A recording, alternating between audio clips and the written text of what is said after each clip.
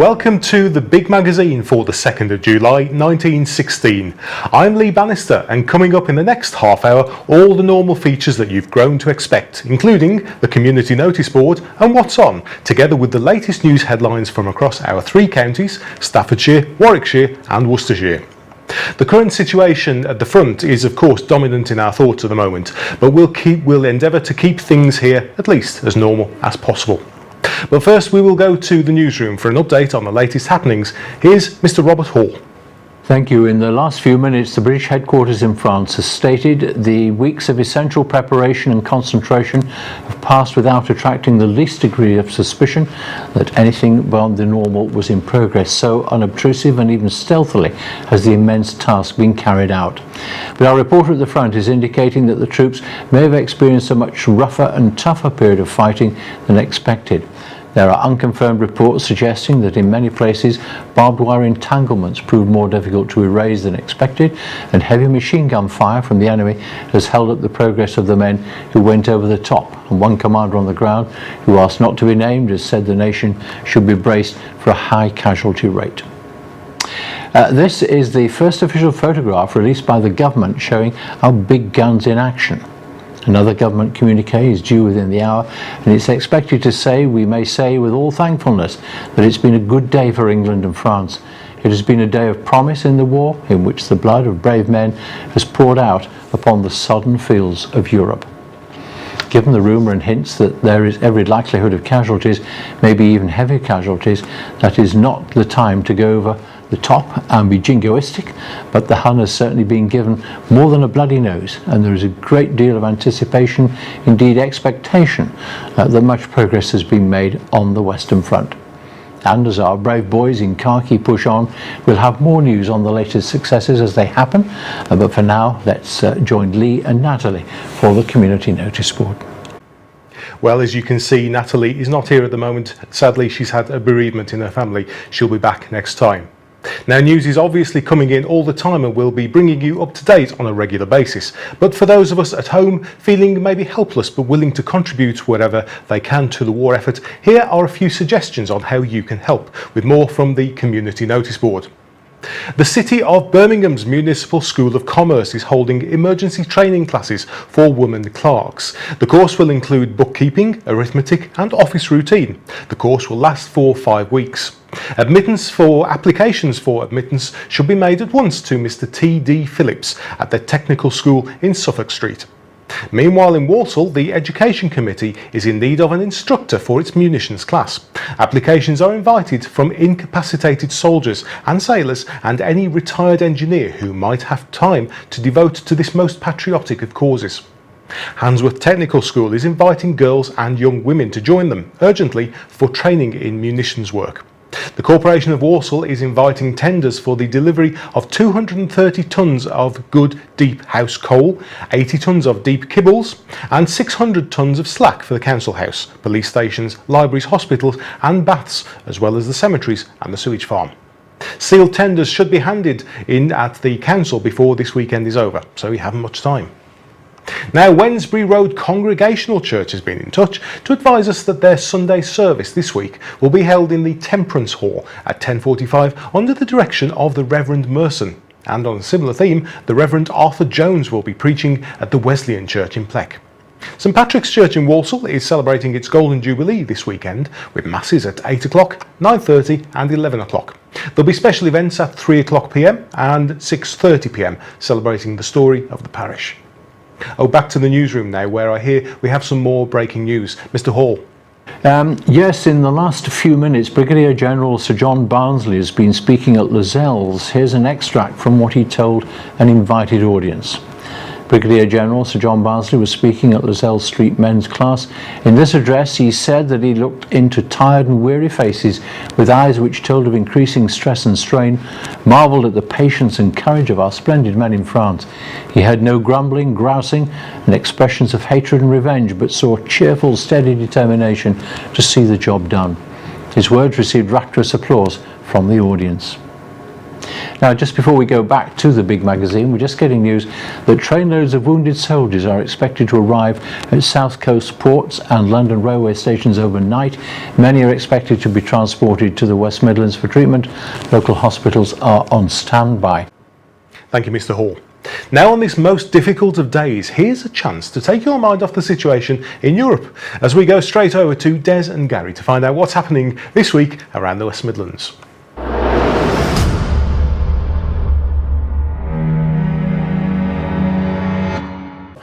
The Theatre Royal in New Street, Birmingham is showing twice nightly at 6:40 and 9 o'clock. Cyril Maud's great success, The Headmaster. It's been played before Their Majesties the King and Queen at Balmoral. This will be your last opportunity to see it, as next week Percy Hutchinson and his London company will perform Stop Thief. I thought he was a gardener. Just a reminder that the Repertory Theatre is closed until early September whilst the company perform at Buxton Opera House. I like Buxton. I'll be Derbyshire. Buxom. Buxom. Yeah. No, that's what you say when you comment. You say about a lady. No, well, Buxton. I know. I don't know. I don't know what I thought. Oh, okay. Right, the Palace Theatre in Bordsley is showing The Pet of the Ranch, and in a nice touch, soldiers are being admitted for half price. Oh, they're really? Very good. Theatre Royal at Aston Cross has Behind the Scenes. The Theatre Royal in Smethwick has The Female Swindler, and the Grand Theatre in Birmingham is the place to go for sugar and spice. Now, a powerful company of 40 artistes, including Albert Bruno and Nettie Wheeler, supported by a full chorus of English beauties, Yes. will perform Kisses at the Empire Theatre in Birmingham. Where's that? I don't know, just down the road. Talking of kisses, that woman in here last night had a few to drink, didn't she? Yeah, but I read there'll be a clampdown on women drinkers soon, and rightly so. Well, why? Yes, the Liquor Traffic Board of Control looks like it wants to ban all females from pubs. We'll see what happens. Well, I'll drink to that. I bet they'll ban smoking one day. Well, it was only last year that David Lloyd George declared, "We are fighting Germany, Austria and drink." And as far as I can see, the greatest of those deadly foes is drink. Hey, well, the King has given up drink. It doesn't mean I have to, though. He's not just worked 8 hours in a sweaty foundry, has he? Neither of you. Go on, Lee, you do this bit. All right, I might give up anyway. The beer's like water compared to how it used to be. Meanwhile, let's move on, and the Aston Hippodrome is hosting the grand musical burlesque review, Crackers. We've been asked to remind you that you can take a tram car from Martinez Square for a penny fare. That's cheap. A penny? That's cheap. Fantastic. I thought they were sending them up. They'll be sending them tram things up Broad Street soon. You watch. Oh, they'll never do that. Between Snow Hill and New Street. No, they'll never do that. Okay, shall I do this bit? Yeah, you do this bit. The Cinema Deluxe in Walsall is about to embark on a 6-day run of Charlie Chaplin and a 2 Real Keystone Cops comedy, which is sure to be popular. There will be, of course, latest Pathé News Gazette showing all the latest war news. Aye, and the Karma Picture House is showing the sensational drama The Hun's Daughter, which is said to be human, realistic and with exciting And incidents. for adults only. I think we'll end with a bit of music. Good old Albury man Jack Judge, Jack, wrote his Tipperary song about 5 years ago, and it's really caught on with the troops as they march across France.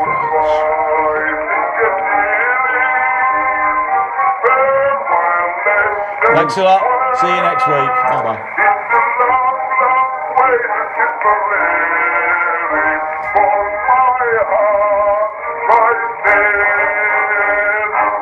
That's Des and Gary there with their look at what's on.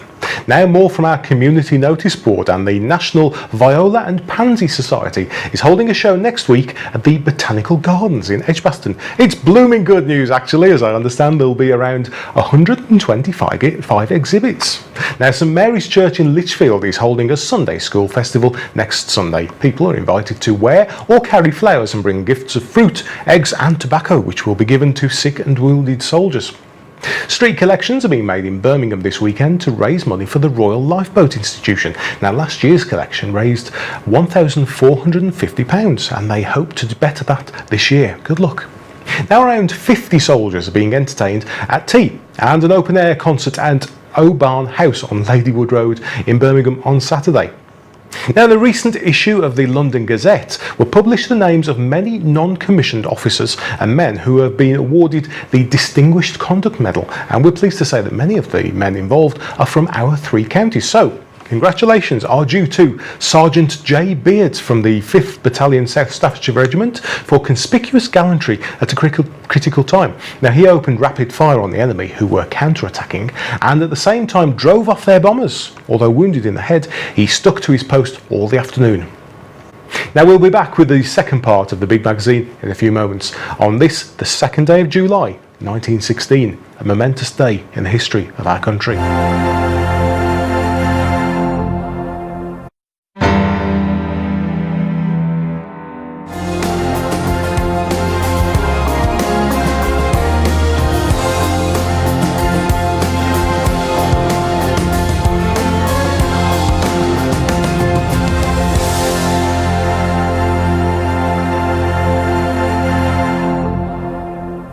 Welcome back to part 2 of the Big Magazine for the 2nd of July 1916. Now, more stories that have made the news this week. A 42-year-old man from Edgbaston was run over and killed by a motor omnibus in Paradise Street. It's thought he either stepped or slipped onto the roadway. The driver pulled up immediately, but he had little chance of averting the accident. In the last few minutes, the deceased has been named as Leonard Hall from Edgbaston, who was associated with his daughters and their efforts on behalf of the militant suffragette movement. Annie Fitzgerald from North Street in Wolverhampton has appeared in court charged with the theft of a shilling's worth of potatoes from a hamper in the town. The case was adjourned. Eliza Ward, the wife of a soldier, has been fined 20 shillings for concealing in her house in Willenhall a Bilston soldier who had been a deserter since January. A monument containing the names of Sedgley men who have fallen in the war is to be erected in open space near the church. Messrs Gibbons and Howells have donated £50 towards the cost. Halesowen Parish Council has decided to ask the Chief Constable of Worcestershire to take steps to suppress Sunday trading in the district. Complaints have been made that Sunday trading was on the increase and ice cream vendors are making a practice of assembling in the vicinity of Sunday schools so as to attract scholars. A number of Serbian children who escaped from their country with their parents when Austria invaded the country last year are now being educated at Bourneville School. 22 boys are now living at a house in Wheelie Park Road, and the work to care for them is being carried out by the Serbia Relief Committee and the Quaker Society of Friends. Yesterday was Serbia's National Day, and this was celebrated at the Birmingham and Midlands Institute, where thanks were given by the Serbians for the help they've received from the people of Birmingham. A number of people were fined in Warsaw for being found guilty of contravening the Lighting Act. Catherine Sweeney was fined 20 shillings after lighting was seen shining from a side window of her public house. But at another pub, Jane Elmore pleaded guilty but said the blind had been left up to enable people to go down the steps, which was awkward. The case was dismissed. At the same court, Arthur Martin was fined 5 shillings for riding a bicycle without a front light. Charles Massey, a young man from Rugeley, was fined for speeding in a motor vehicle. PC Scott spotted him driving around Grape Corner on Lichfield Road at a very fast and dangerous rate. An eyewitness stated he may have been travelling at 20 miles an hour. The court was told the public must be protected from indiscreet driving, and Massey was fined £3. At Wolverhampton Court, John Pooler was fined £5 for selling rabbits that were unfit for human consumption. Mr. G. Mander, Esquire, the presiding magistrate, stated diseased food must be stopped from coming into the town.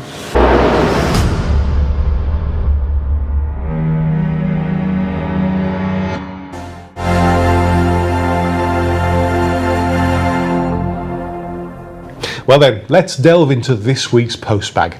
Mr. Jones from Acacia Road in Bourneville has been in touch to say he has a number of cocks for sale. They're said to be in grand condition and in full song.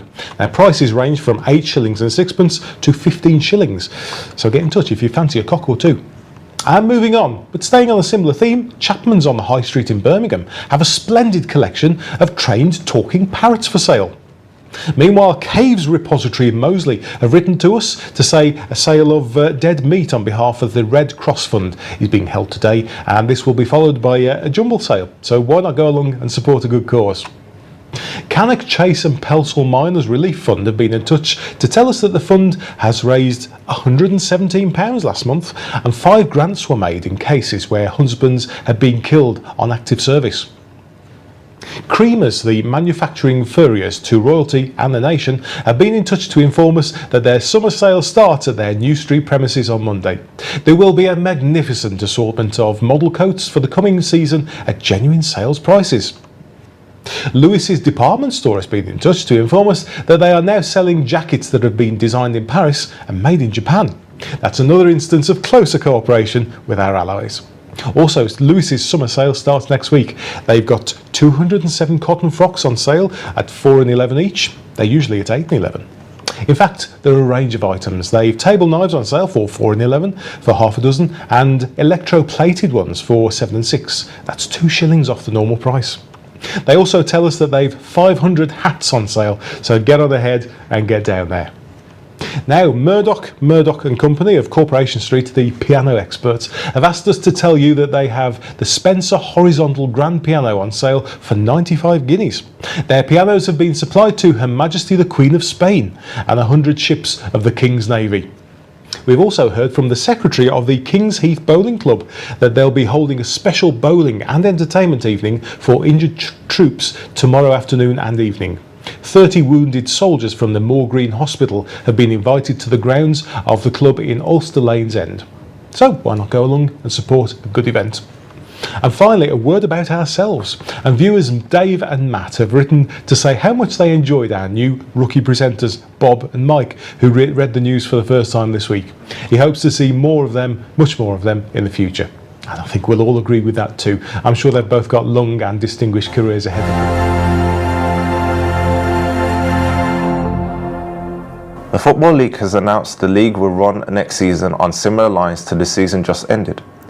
They say work will carry on for the benefit of munition workers, the wounded soldiers and the war and charity funds.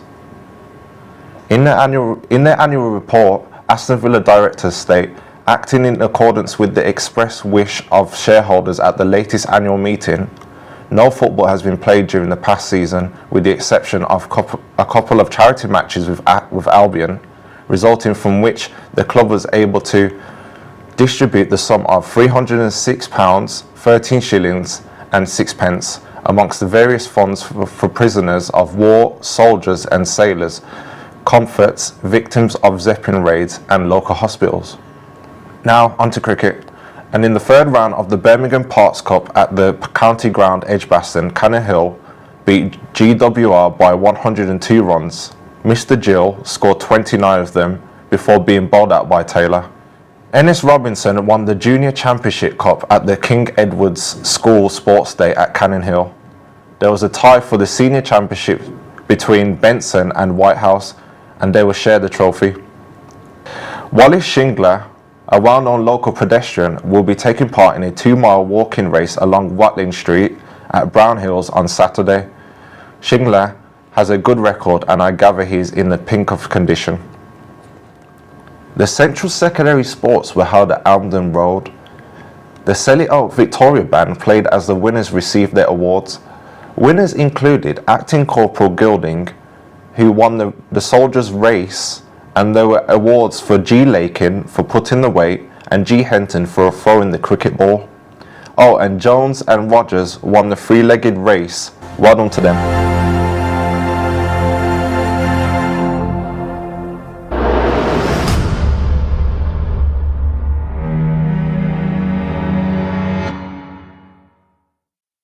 Well, I think regular viewers will understand if we cut short our normal content today to devote more time to the international situation, which must be causing much anxiety in your household and street. Now, I understand from senior sources that from 7:30 a.m. yesterday, when blasts from Birmingham-made whistles launched the offensive, 1.5 million shells were fired from our sector alone, which constantly pounded the German trenches. However, it would appear that the huge barrage of shells which preceded our boys going over the top mostly failed to penetrate the defences, yet the soldiers were still ordered into action. Our correspondent at the scene told me earlier, I'm not at liberty to say how many soldiers went over the top, but I saw them go out and didn't see many advance.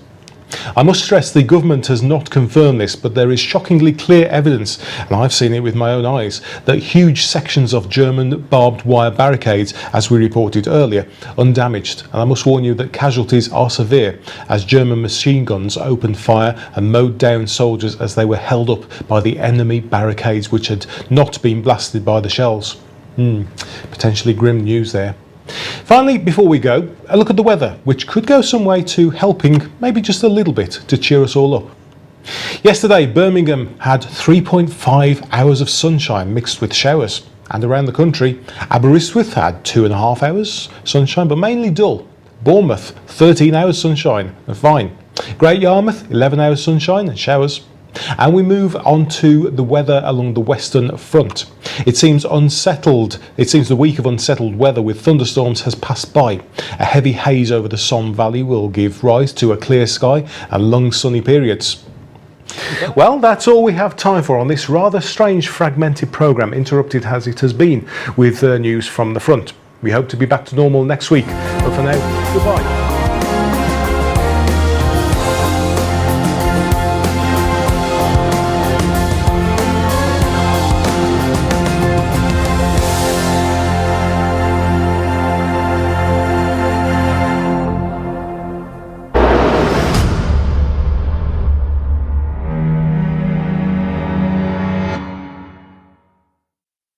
After the break, we'll continue with our ambitious 3-hour programme by looking at life in the West Midlands during World War I, and we'll also be taking our first of numerous visits to where the Battle of the Somme took place exactly a century ago.